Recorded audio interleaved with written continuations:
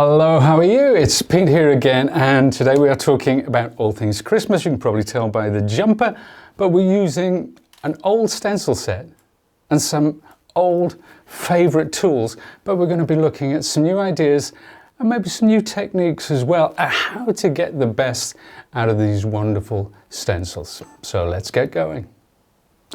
Right, so here is the star of the show today, my stencil and stamp tool. You probably noticed that it's a bit mucky, it needs a bit of a clean, but you know what? It's a tool that I use almost daily. The sticky grid sheet will need changing before long, but it's lasted such a long time. It's such a cool tool. We're going to talk about that. We're also going to be talking about this wonderful stencil set. Now this is called Wreath, and even if you've seen a demo with this before, even if you have it or you know all about it, then we're going to change some of the perceptions around stenciling, particularly these 6x6, because it doesn't have to be 6x6. So let's get going. I'm going to take this up. This is also, it protects my sticky grid sheet, which is an adhesive sheet, but it's also the stamp platform as well. So it's a two-in-one this. This is my stencil adapter. Now, you may have used layering stencils in the past, but this tool, and you know what, we're talking about an award-winning tool as well. So let's place a piece of card. Oh, you know what? And this is a great thing. You can move it across, you can move it up, you can move it down, you can move it wherever you wish. But today we'll just pop it there. Now, I'm working on a square piece of card. Sometimes I'll work on an A4 piece. Sometimes I will cut it down to size, but I usually do the cutting afterwards. Now, 4 stencils, layering stencils, and that just fits on the pegs. Now, we'll talk about why this is such a good system for the accuracy and the registration in a second, but let's start off with the inking. Obviously, I'm using Distress inks today, so I'll tell you the colors as we go through. I'm going to start off with Salvage Patina. Now, we are going to go with quite a traditional Christmas palette. There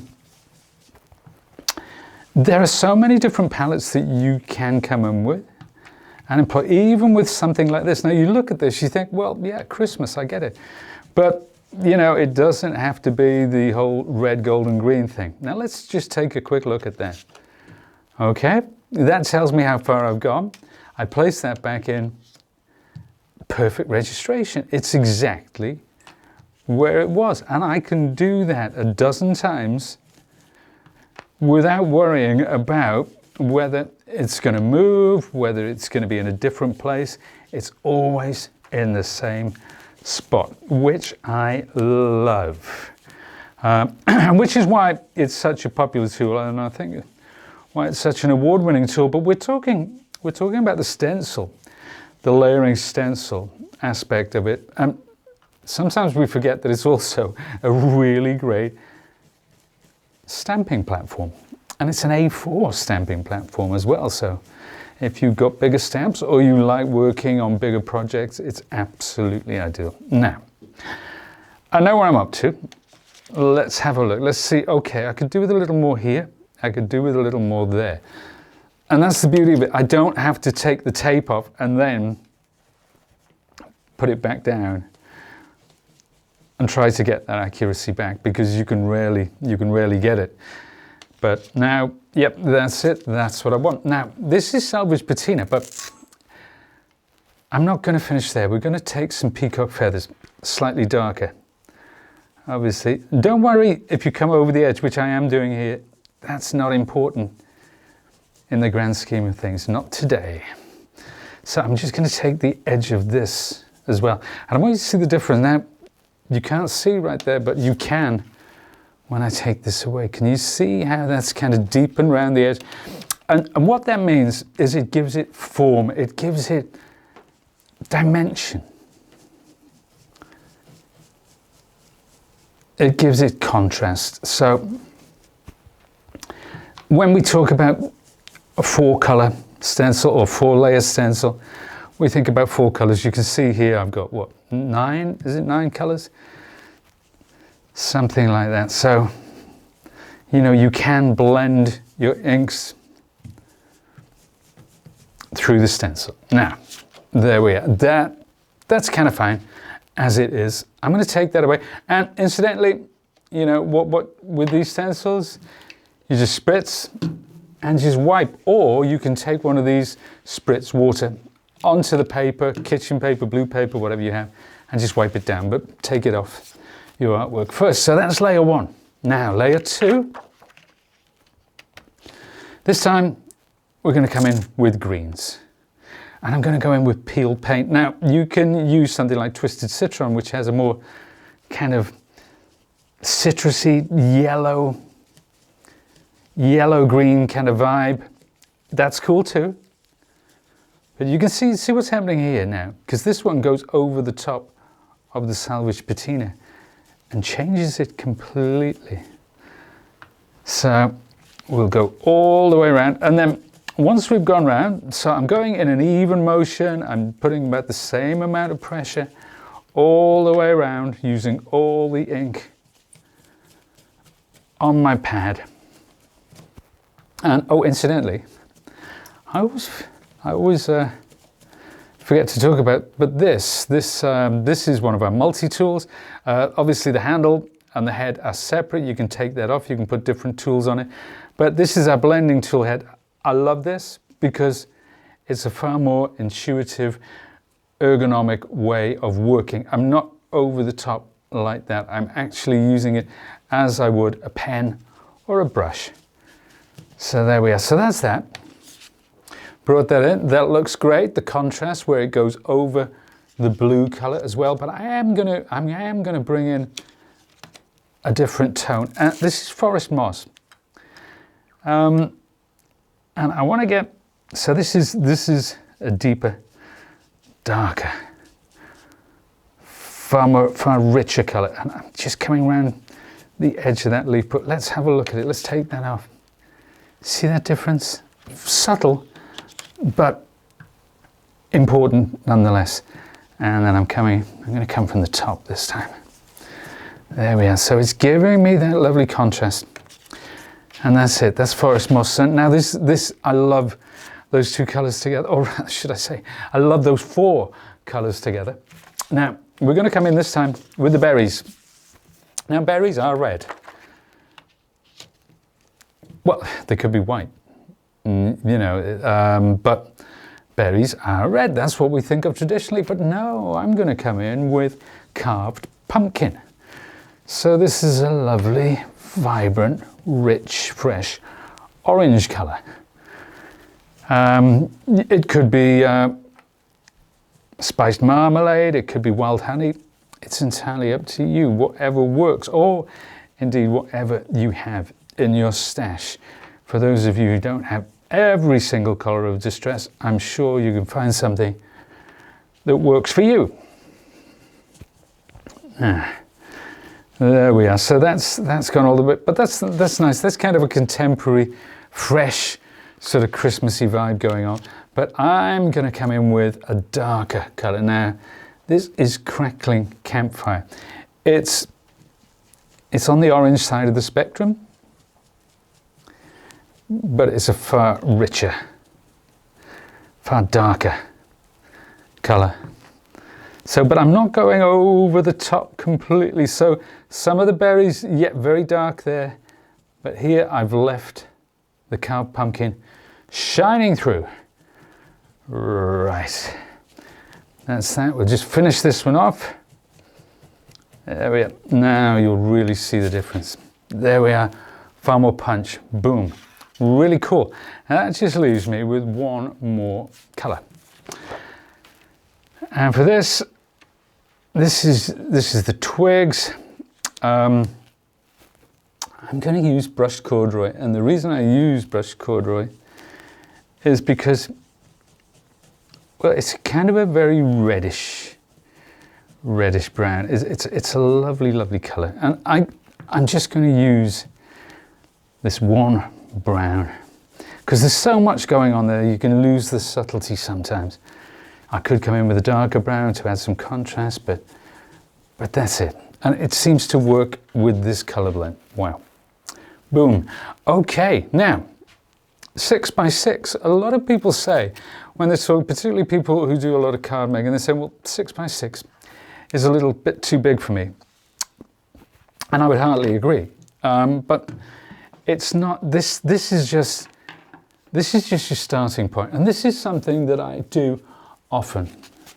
I will use templates like this. This is what it's like a viewfinder.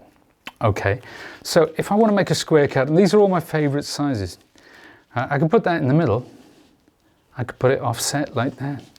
It could, so I'm thinking about my card composition. I'm thinking about where my stamp sentiment is going to sit. I'm trying to find the most interesting part, and it doesn't have to be on the, like that.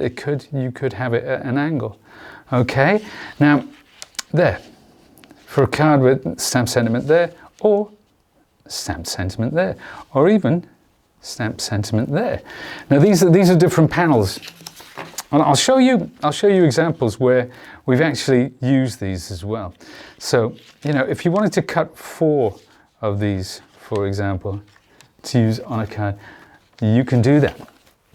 And but I think I'm gonna go with the square today. Now let's take a look here. Let's find something really cool, a really cool area. Yeah, I kind of like that. But I'm going to use it upside down, actually. Let's take that off. Now, so I always have these in cards. You could cut them out of thin paper, but you can't use your pencil in the same way. That's what I wanted. Now, if I just take these away for a second, bring that back in. I can just peel this off. You see, this is held down to the sticky grid sheet. That stops your project moving about, so there's no need for magnets in this system. Now that's what I want. So you see, that was upside down. So you have to see this in 3 dimensions as well. Let's take that out and bring in another award-winning Sizzix tool. This is my scoring board and trimmer, because I want to trim this down to size. It doesn't have to be, so kind of line that up there and make the first cut. And then see where the pencil line is? I'm just making sure it's in line there. We're coming down. Of course, the scoring board and trimmer is not just about cutting things to size. It's about envelopes, it's about bunting, it's about tags, it's about boxes, it's about so much more. There's so many functions of this wonderful award-winning tool, and there are plenty of videos online as well that can show you how to get the best out of it. But that's what I want. But don't waste these bits. Don't waste these bits at all. These can be used again, as we will show you in a moment. So thank you, scoring board and trimmer. Let's pop that and bring this back in. Now, I want to stamp, because remember, this is a stamp platform. Okay, so but it doesn't matter how I put this down now. All that matters is that it stays down. And I'm using, this is Festive Sentiments number 2. This is an old stamp set of mine. I just pulled out a stash.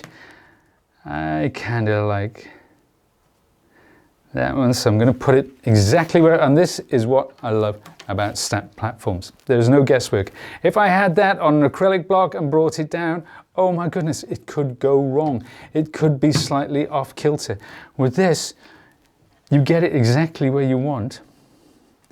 Bring that down, and it just picks your stamp up. Now, this is going to stay where it is because of the sticky grid sheet.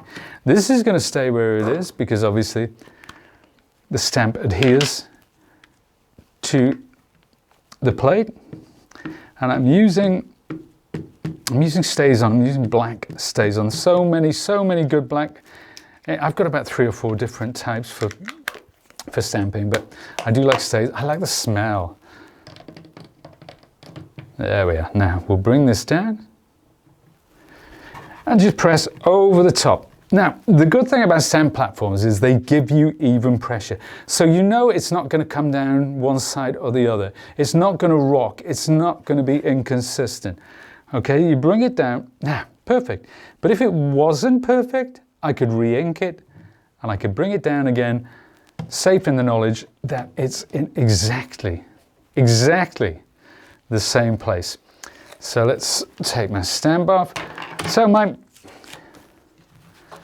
stamp and stencil tool has done its work for the day, so I simply pop that back in on there, on those little pegs, bring that down, and pop it to one side now. I'm bringing another wonderful product. This is my maker's mat, because what I want to do with this, before I go any further, is take, this is a color, this is called Broken China. Possibly, I don't know, outside of the browns, I think it might be my favorite color. It's hard to say that you have a favorite color. I have favorite blends. There are certain colors which, you know, I couldn't do without, but yeah, Broken China, I think it's one of the first ones that I ever got. I used to use it a lot blended with crushed olive. Broken China and crushed olive is one of my favorite blends of all time. But all I'm doing now, I'm just putting it around the edge, and I think you will see that will pay dividends when we come to the next step. Now, obviously, as your maker's mat, spritz a little bit of water and it lifts all that ink away. Ready to go again. Wonderful product, really useful for me. Now, there we are. Here is a base card, which is pre-cut, because I kind of knew the size that I wanted. I put some double-sided adhesive strips on there, and I'm going to place that, boom. Now you see, that blew around the edge. Hasn't that made a difference? Really, it really has. Now, I'm also taking liquid gloss. This is a really cool product, because yeah, we know there are so many different sort of glossy accents is a classic, but this one creates almost like a little pearl. And even though the finish here is milky, when it dries, it's completely clear. So it looks like a tiny drop of dew. So it's lovely with foliage. If you've got 3D flowers as well, it's just one of those products that I use too much sometimes, and then I put it away, forget about it almost, and then I bring it out and say, where have you been all my life? And I start using it again. But so let's take an example. Can you see? Here's one that I made earlier. And if I hold that up towards the camera and catch the light, then you can see these lovely drops, and they do look like drops of dew. So that's the square one. Okay. Now what if I chose a different window? What if I chose that window instead? I would get this card. So that's a standard card size. This is 12 by 12. There, that's the larger of the square windows. So that's the smaller one there. That's something else you could do. So it's the same stamps, it's the same stencil, but very different compositions. But you can see, how about the panel? How about that lovely panel going down the side? That could be a bookmark just as easily, but let's just bring those in. This was a square, and then I cut out different sections, made room for the stamp, put it together, or just using a couple of those little squares. Now, obviously, this is a lovely collection of colors. It does scream Christmas. But let's have a look at some different options. Color options, that is. Let's take these out just for a second, because you know what? This is what happens when you use a pressure green. So remember I said about that's the Twisted Cistern. So that's slightly different. That makes it a little more contemporary. Now this one, that's quite traditional. That is red. Those are greens. That's a brown. So again, it's still Christmas, but it doesn't have to be Christmas. That is autumn. That is autumn, even though it's got the holly in it and the berries, that is an autumnal wreath, so it could work for autumn. Then, right, okay, we're getting cheeky now. So we've got that lovely blue, we've got that peacock feathers, and we've got this kind of pink, a very, very vibrant pink coming in there. So we're getting more, well, how about that? How about that for contemporary, fresh Christmas? It could be retro as well, because in the 50s, these colors were really popular for Christmas time. And again, see what happens when you change one color. Yeah, so you add that pink in instead of the blue. Wow, so play around with the color combinations. Now, this is interesting because we mix greens and grays, and that light brown there, that's antique, no, it's old paper. Okay, and you can see I've stamped through the stencil. So after I've inked, I stamped through the stencil. You can do that. You can do that. This one, this is interesting. I actually stenciled through the stencil, so I put one stencil on top of the other, inked, and you can see how this has come out. So, you know, play around. I just dug some colours out. I think that could work, and it did. Now that one, obviously, just pinks, and that is picked raspberry, I think. Again, now that covered in the glossy liquid gloss would look fantastic. And again, one more. Stamping through the stencil to get that kind of a... So those three, they are Christmas, but they're kind of not as well. And you need to be brave, you need to play about, you need to explore, you have to try these different things. Dig into your stash, get your stencil sets out, have a go at it. What's the worst thing that could happen? But the results, I'm sure you will agree, are quite stunning.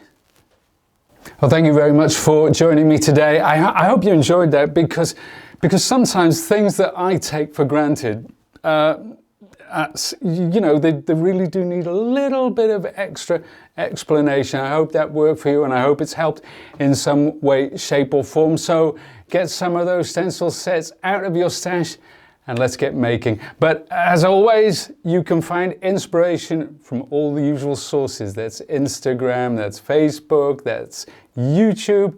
So check it out, there's plenty out there. See you again soon.